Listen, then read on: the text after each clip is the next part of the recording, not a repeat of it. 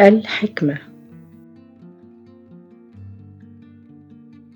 تعليم الانتباه هو التعليم الأكمل. ويليام جيبس. نسمع كلمة يقظ بشكل متزايد هذه الأيام، ولكن ماذا يعني ذلك في الواقع؟ تعني اليقظة السيطرة التامة على انتباهك.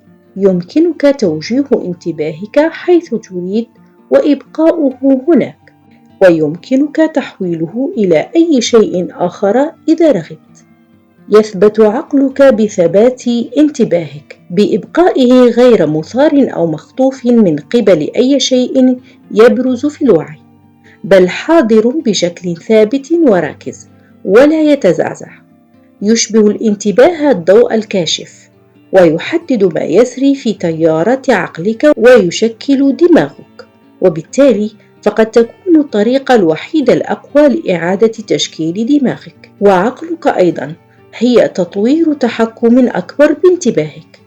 يمكنك تدريب انتباهك وتقويته كأية قدرة عقلية أخرى. سنتعلم في هذا الفصل العديد من الطرق للقيام بذلك، لنستكشف كيف ينتبه دماغك. الدماغ اليقظ. يتحكم الدماغ بتدفق الانتباه لمساعدة الحيوان على البقاء، وخاصة الحيوانات المعقدة مثلنا، عن طريق الموازنة بين ثلاثة احتياجات: حفظ المعلومات في العقل، تغيير محتويات الإدراك، وإيجاد الكم المناسب من التحفيز. تحفظ المعلومات في الذاكرة العاملة، والتي لديها باب يعتمد على الدوبامين. التحفيز الثابت يبقي الباب مغلقاً. يفتح الباب عند خفض التحفيز أو رفعه، ما يسمح للمعلومات الجديدة أن تندفع بقوة إلى الذاكرة العاملة وتغلق الباب وراءه. بالإضافة إلى ذلك، تسعى العقد القاعدية إلى كمية معينة من التحفيز. إذا كان تدفق التحفيز الذي تتلقاه فوق هذا القدر، فكل شيء على ما يرام. لكن إذا تضاءل التيار، فسوف تشير العقد القاعدية إلى أجزاء أخرى من الدماغ لإيجاد المزيد من التحفيز. ثمة معدل طبيعي لنقاط القوة والضعف لهذه الجوانب الثلاثة من الانتباه. هذا أحد جوانب التنوع العصبي. ما هي صورتك الشخصية؟ لدى كل منا صورة شخصية بخصوص القدرات على الانتباه، تشكلت من خلال المزاج وتجارب الحياة والتأثيرات الثقافية وغيرها من العوامل. ما هي نقاط القوة والضعف في انتباهك ككل؟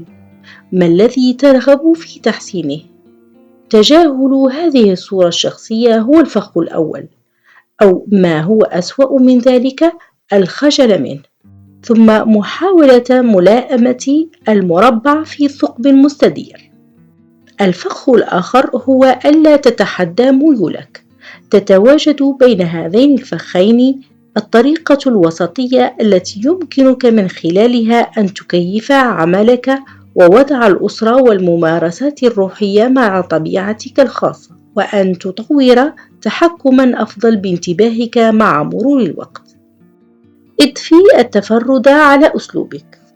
طور العديد من الأساليب التقليدية في أوقات وثقافات كانت فيها مستويات التحفيز منخفضة نسبياً لاستخدام الممارسة التأملية كمثال. ولكن ماذا عن الناس الذين اعتادوا التحفيز أكثر من ذلك بكثير، ولا سيما أولئك الذين يقعون على الحد النشط من المعدل الطبيعي للمزاج؟ إن التنوع العصبي من حيث تأثيراته الفطرية، أي الاختلاف في كيفية رد فعل الآخرين على شخص ما، أكثر أهمية بكثير من الاختلافات في الجنس أو العرق أو التوجه الجنسي. إذا كانت التقاليد التأملية تهدف إلى زيادة التنوع في أنماط ممارسيها، فهي بحاجة إلى إيجاد المزيد من الطرق لاستقبال أنواع مختلفة من العقول. بالإضافة إلى ذلك، نحتاج وفي الغرب بشكل خاص إلى التفرد في الممارسات التأملية، لأن هناك ميل في حياة رب الأسرة المشغول إلى الطرق الهادفة والفعالة والمؤثرة. إذا كنت تريد أن تكون أكثر تركيزًا في العمل أو أثناء التحدث مع شريكك أو أثناء التأمل، اعط نفسك إذنًا بتكييف أسلوبك مع طبيعتك الخاصة. كن رحيمًا بشأن التحديات الشخصية التي تواجهك لتصل إلى التركيز، فهي ليست خطأك، وقد ترفع مشاعر التعاطف الإيجابية مستويات الدوبامين وتساعد على استقرار عقلك. استخدم النوايا. يمكنك استخدام قوة قشرة الفص الجبهي لتعقد النوايا على أن تكون أكثر يقظة. عزز النية في بداية أي نشاط يتطلب التركيز. استخدم عبارات مثل أتمنى أن يكون عقلي مستقرًا، أو استدعي شعورًا صامتًا من التصميم. اشعر بإحساس جسدي بكونك شخصًا آخر تعرفه ويستطيع التركيز للغاية. يستخدم هذا الجهاز الودي في الدماغ لمحاكاة الطبيعة المتنبهة لذلك الشخص الآخر. واصل إعادة تعزيز نواياك. على سبيل المثال، إذا كنت في اجتماع يمكنك أن تقرر من جديد كل بضع دقائق الحفاظ على التركيز. يستخدم البعض أداة صغيرة يضبطونها لتهتز عند فترات مختلفة، يتركها في جيبه فتذكره خفية وكل 10 دقائق بالعودة إلى التركيز. اعقد النية على أن تكون متنبها لواقع حياتك من خلال ممارسة اليقظة كل يوم. إليك بعض الإرشادات من أجل تحقيق الوعي الكلي اليومي. تباطأ في كل شيء، في حديثك وفي أفعالك. تكلم أقل. افعل شيئا واحدا على حدة وفق المستطاع. قلل من تعدد المهام. ركز على أنفاسك أثناء القيام بالأنشطة اليومية. استرخي في شعور من الحضور الهادئ عندما تكون مع الآخرين. استخدم الأحداث الروتينية كرنين الهاتف أو الذهاب إلى الحمام أو شرب الماء كأجراس للمعبد لإعادتك إلى الشعور بالتمركز والحضور. خذ دقيقة للتأمل في المكان الذي جاء منه طعامك. على سبيل المثال، إذا كنت تركز على القمح في شريحة من الخبز، يمكن أن تتخيلها تنمو في الحقول وتحصد، ثم تدرس أثناء الوجبات، ثم تخزن وتطحن وتخبز في أرغفة وتشحن إلى السوق، كل ذلك قبل وصولها إلى طبقك. يمكنك الذهاب بعيدًا مع هذا في بضع ثواني.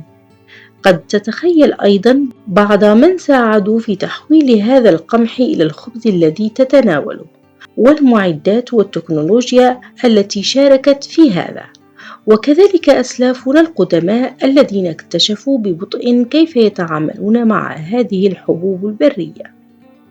بسط حياتك وتخلى عن المتع الأصغر من أجل الأكبر. حافظ على البقاء يقظًا ومتنبها. لا يملك الدماغ أن يكون منتبها ما لم يكن مستيقظًا للأسف. لا يأخذ الشخص العادي كفايته من النوم، ويحصل على ساعة نوم أقل في اليوم مما يحتاجه الجسم حقًا. حاول الحصول على قسط كافي من النوم. يعتمد الكافي على طبيعتك وعوامل أخرى كالتعب والمرض ومشاكل الغدة الدرقية أو الاكتئاب. بعبارة أخرى، اعتني بنفسك. يشبه الكفاح لتركيز الانتباه عندما تكون متعبا تحفيز حصان مستنزف لمواصلة الجري صعودا. على افتراض أنك مستريح إلى حد ما، ثمة العديد من العوامل الإضافية التي يمكن أن تزيد من يقظتك. يزود الجلوس في وضعية منتصبة البنيات الشبكية بردود ارتجاعية داخلية، وهي على شكل شبكة من الأعصاب في جذع الدماغ متعلقة بالصحوة والوعي، تخبرها أنك بحاجة إلى البقاء يقظا ومتنبها. هذا هو السبب العصبي وراء مطالبة مدرسي المدرسة التلاميذ اجلسوا بشكل مستقيم أيها الطلبة، فضلا عن تعليمات التأمل الكلاسيكية للجلوس في وضع مستقيم بطريقة جليلة. إنارة العقل عبارة تقليدية تستخدم لوصف بث الإدراك مع الطاقة والصفاء في الواقع، وللتغلب على النعاس ينصح أن تتخيل الضوء أحيانا عصبيا ينطوي. هذا الإشراف على حركة قوية لهرمون نون إبنفرين في جميع أنحاء الدماغ على الأرجح. يثار هذا الناقل العصبي عبر سلسلة ردود الأفعال الناجمة عن الضغط أيضا، وهو إشارة التوجيه التي تعزز اليقظة. إن الأكسجين بالنسبة للجهاز العصبي بمثابة الوقود لسيارتك. يستخدم دماغك حوالي 20% من الأكسجين الذي تتنفسه، رغم أنه يزن 2% فقط من وزن الجسم. تزيد تشبع دمك بالأكسجين عن طريق أخذ عدة أنفاس عميقة فتسرع دماغك. حاول تهدئة عقلك. عندما يكون الذهن هادئا تقل الأشياء التي تشتت انتباهك ويصبح من الأسهل عليك البقاء مركزا. اكتشفنا سابقا طرق تبريد الحرائق والتي تساعد على تهدئة العقل من خلال استرخاء الجسم وتهدئة العواطف والرغبات. كن منتبها للجسد ككل. ترتبط بعض أجزاء الدماغ ببعضها عن طريق التثبيط المتبادل. عندما ينشط جزء يقمع جزء آخر. للجزئين الأيسر والأيمن من الدماغ هذه العلاقة إلى حد ما، وهكذا فعندما تحفز النصف الأيمن من خلال إشراك الأنشطة التي يتخصص بها، فإن مراكز الثرثرة اللفظية للنصف الأيسر تسكت فعليا. يتحمل الجزء الأيمن المختص بالعمليات البصرية المكانية المسؤولية الأكبر عن تمثيل حالة جسمك، لذلك يمكن أن يساعد وعي الجسم على منع الثرثرة اللفظية في نصف الدماغ الأيسر، ويكون تفعيل نصف الدماغ الأيمن أكثر فعالية عندما تشعر بالجسم ككل، والذي يعتمد على التعامل الشامل مع بنية ذلك النصف. ابدأ بالتنفس ككل بدلاً من السماح للتركيز بالتحرك كالمعتاد من إحساس إلى إحساس لممارسة الوعي بالجسم كله. حاول أن تشعر بأنفاسك كبنية واحدة موحدة من الأحاسيس في البطن والصدر والحلق والأنف. من الطبيعي أن ينهار استشعار البنية الموحدة بعد ذلك بثانية أو اثنتين. عندما يحدث ذلك حاول استشعاره من جديد فحسب، ثم وسع الوعي ليشمل الجسم ككل، واشعر به كمفهوم واحد كشيء واحد يدعم وعي الجسم ككل، وإلى جانب فوائده في تهدئة الثرثرة العقلية اللفظية. هذه حالة تأملية تتجمع فيها جميع جوانب التجربة ككل، ويكون الانتباه مستمرا جدا كما سنرى في الفصل التالي. هذا أحد عوامل الاستغراق التأملي العميق. أسكت مراكز الثرثرة اللفظية. أرسل تعليمات لطيفة لمراكز الثرثرة اللفظية في عقلك. شيء ممل، شيء مثل أسكت أو حان الوقت للاسترخاء والهدوء الآن، أو لا يوجد شيء من المهم الحديث عنه، أو سيكون لديك متسع من الوقت للتحدث في وقت لاحق اليوم. تستخدم حين تفعل ذلك قوة تصميم الفص الجبهي لتحويل نشاط الثرثرة اللفظية إلى هدوء نسبي.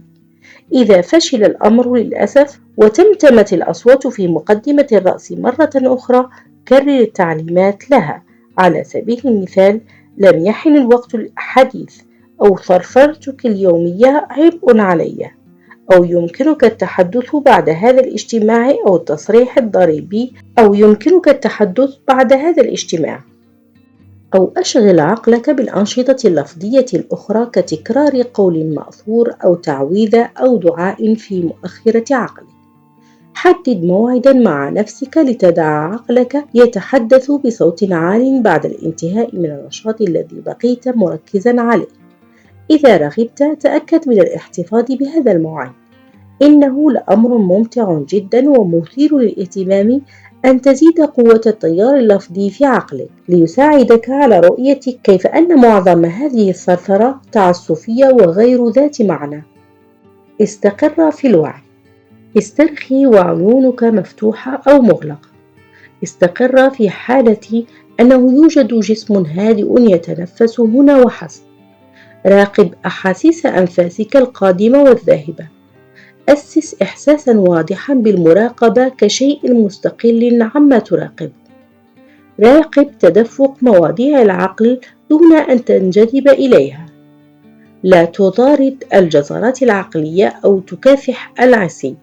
لديك أفكار، ولكن لا تكن تلك الأفكار. لا تجعل محتويات الوعي تحدد هويتك. شاهد الفيلم دون الدخول إلى الشاشة. اسمح للتجارب بالقدوم والذهاب من دون محاولة التأثير عليها.